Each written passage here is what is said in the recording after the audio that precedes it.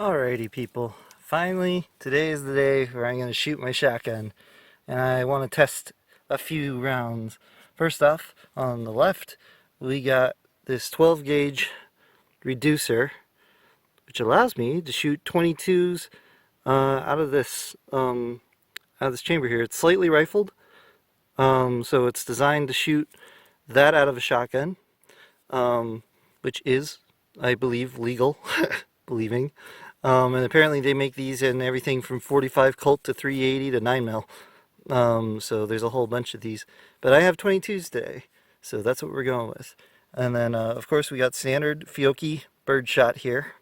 So it's birdshot because it's got, if it will focus, all these tiny little BBs right there on the end of the wad. And it's not designed to kill anything larger than, well, a bird. But what we do have here is these two other little guys that are quite peculiar. First off here is what we call a mini shell, which is a 1-inch shell that is designed for getting as many rounds in a pump action shotgun as you possibly can. It's also a lower powder, lower grain amount, so it's not quite as powerful, but as you can see, as opposed to that birdshot, which is a bunch of little BBs, we got ourselves a little deer slug in here. So it's a mini slug. So it should be enough to at least hurt a larger mammal. But what I'm really interested in here today is this guy, which is technically not legal, but it's what we call poor man's slug. Or poor man's deer slug, which is invented in the 30s. And basically you take birdshot here and you throw this in the gun. You cut just a little bit on the shell here so that when it fires, this part actually separates from the rest of the shell and flies downrange, very much like this guy. And in theory, it's supposed to hit just as hard because it's about the same weight. And then when it hits its target, it's supposed to hit and then release the BBs, which theoretically, if you're hitting a live target with that, that'll really mess you up. So what I'm going to shoot here with these is I'm going to shoot at a target and some watermelons. So I'm going to test these two out just to see how they react, and I'm also going to see if I can get this guy in just to see how he acts on the watermelons, if there's any watermelon left. Alright, well, I tried the 22 reducer, and the hammer didn't hit hard enough to fire off a 22. So right now I've got the cut shell in, and I'm really hoping that it actually fires this time. So I'm going to try and shoot it one-handed so you guys can see. Hopefully it goes off. Woo! Well now, at least the shotgun shells work.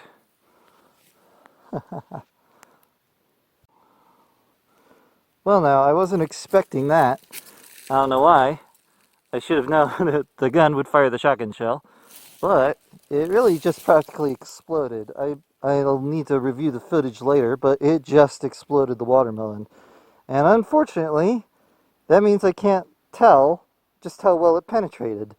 So we'll try this other one with the birdshot, and we'll compare the two and see how well that does. Alright, we're going to go for the other watermelon now. Hold on to your horses. I'm going to try and actually get it this time.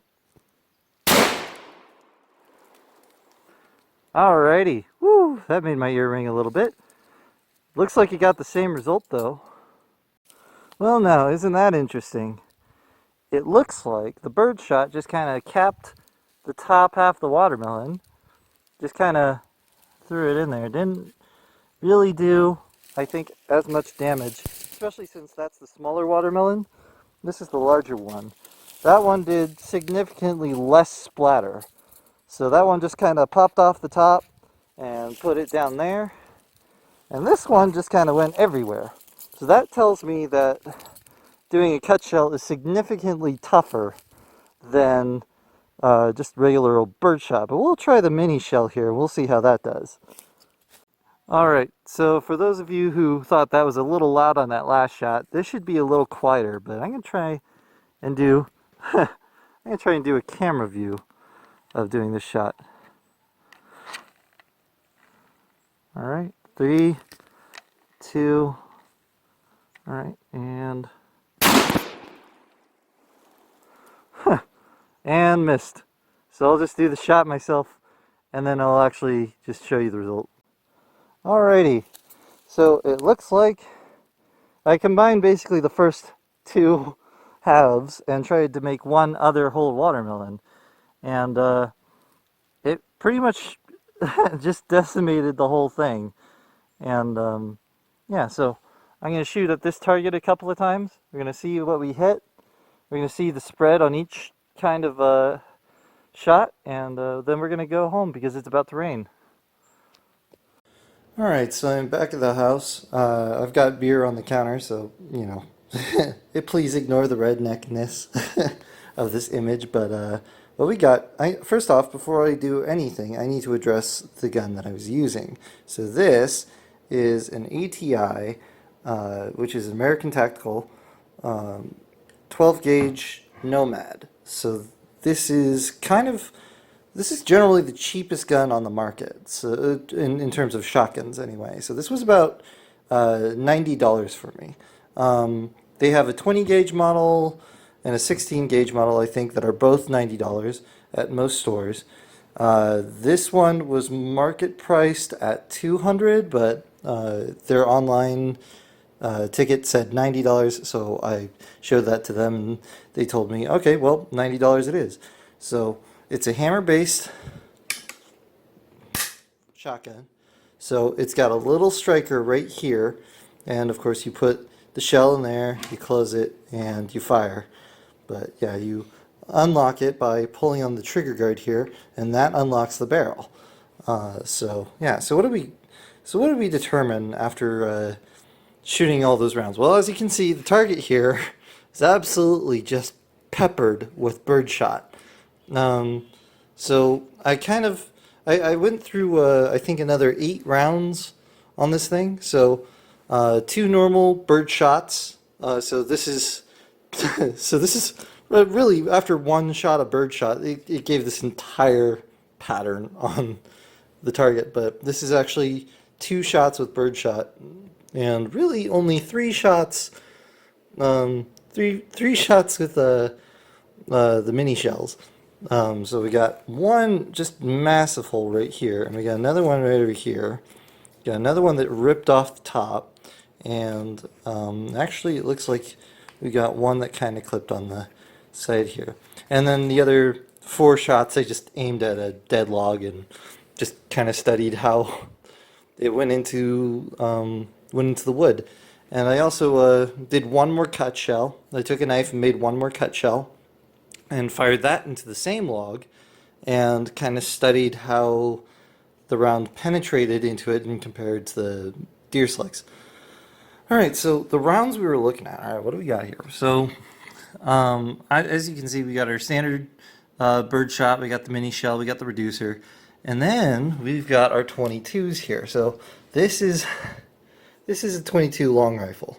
So this is what I was hoping I was going to be able to shoot, because it's an actual bullet, and I was hoping that I would be able to hunt squirrels and rabbits with that little thing. Oh, come on, camera, focus.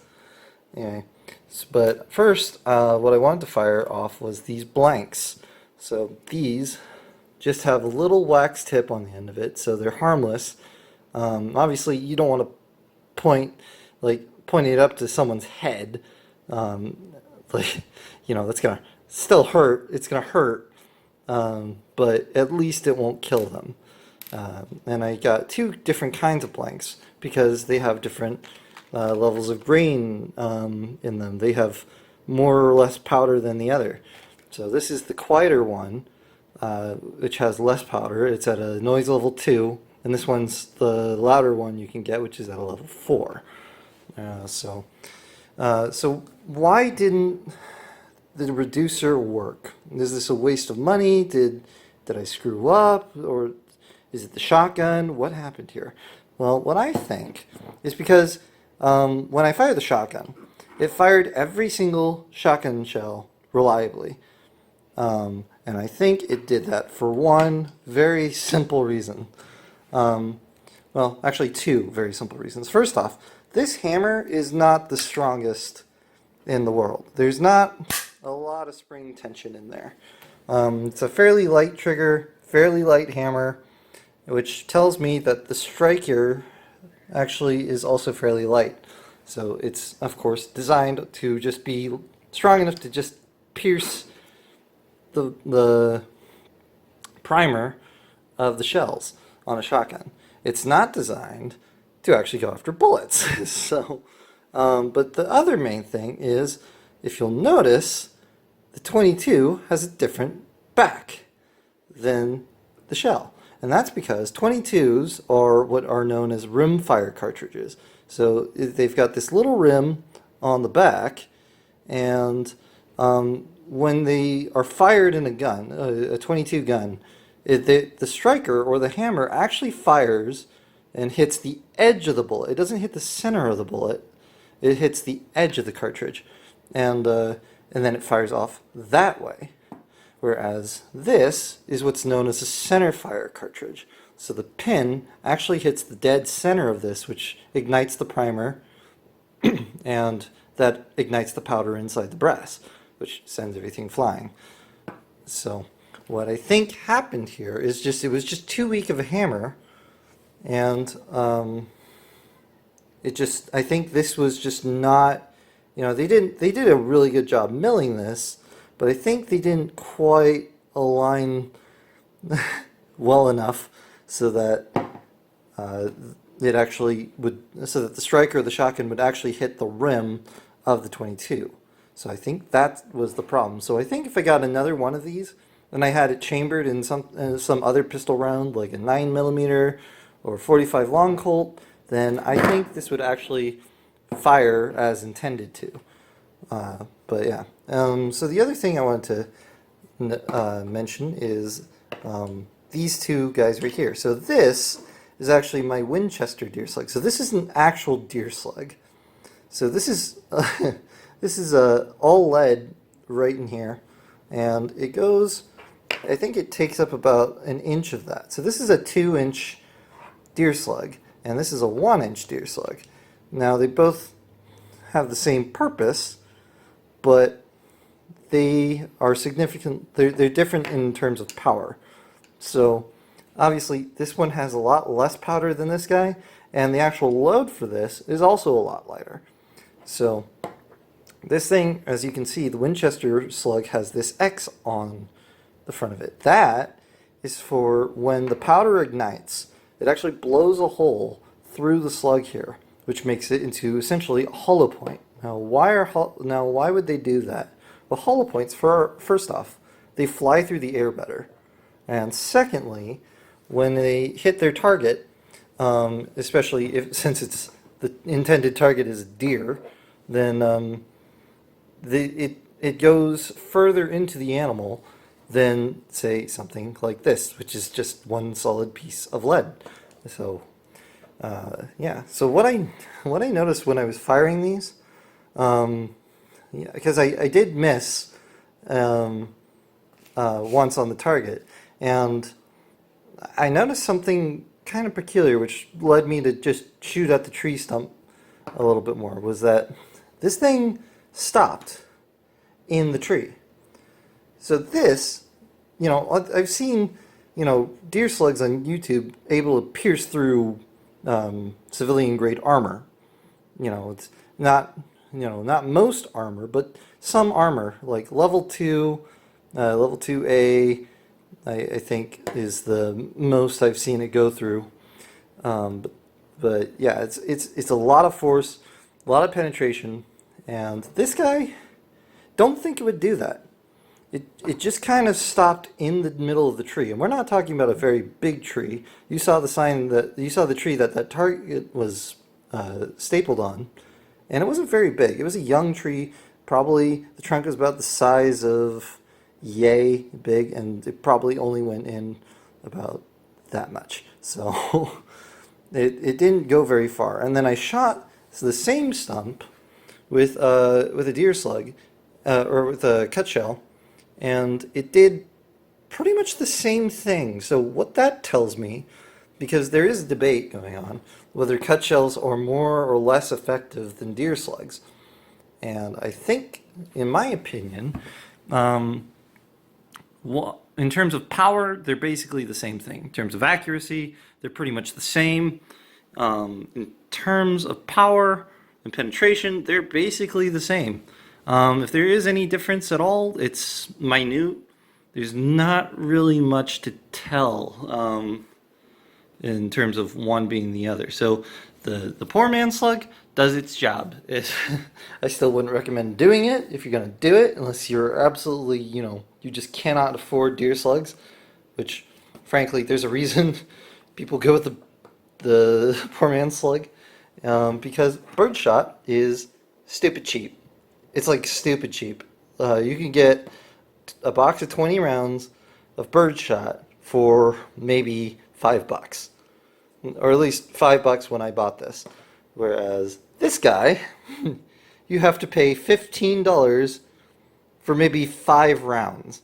So, understandably, if you're trying to hunt on a budget, you would probably settle with this and just make cut shells out of it. Still don't recommend it because they are technically illegal, and for good reason.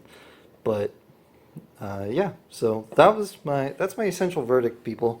Yeah, so, oh, and the other thing I wanted to mention, you may have been eyeing this little piece of steel here. So, as you might have noticed, I was having trouble with accuracy on this. Well, you're not really supposed to be accurate with a shotgun. You're just supposed to kind of be reactionary with it. You're supposed to lead a target, you look at the little gold bead at the end of the barrel, and you just kind of roughly line it up, point and click. It's not like a rifle where you have to actually aim. But accuracy could be improved upon. So I want to get a red dot sight mounted on this thing. Only problem is, when you have a break barrel like this, well, there's not exactly a place to put a good scope, and there's no real place to mount it.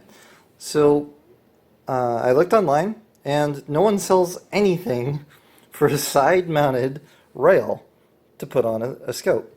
So what I'm decided I'm going to do is I'm actually going to do a redneck DIY, and I ground out a little bit of the handguard here, and I made it flat and flush and parallel with the barrel, or with the chamber. And then what I did was I got this guy and smoothed him out, and I'm just going to screw him in right here. And if I just keep him level, it will allow me to actually look through the bead sight like normal, but it will also allow me to put a weaver rail right on top, and then also put a red dot sight right on there. And then I can just align the red dot sight with my shots. So I'll know if I'm higher, lower, going left or right, just for windage, etc. So that's all I got for today. Oh, and before I forget, one last thing, I promise, and is I have my little slings here, my little ammo pouches here on either side of the hammer, and I had them mounted sideways, and I wanted to test to see how effective I would be with that, because when you're trying to load this, there's 2 ways you can load this. First off, you can just hold on to the pistol grip and just let it fall down and just pull out the shell from the barrel. Or you can drop the stock like that and still hold on to the handguard, and then just pull out the spent casing and slap in another one. So I had it horizontal like that, so when it fell down, it would actually be ready for me to just grab a new shell and throw it in the barrel. And I wanted to see how fast I could do that. Turns out that's not really an effective method, because with the shot of each shot, even with the longer shells like this, they just the recoil just kicks these things right out. So having it sideways like that, it's not really going to work. So maybe having it vertical like that will probably work, but it will affect how I load the gun quicker next time. So I may have to just go with the conventional drop the barrel method. Anyway, that's all I got for you guys today, folks. Hope you enjoyed. Happy 420.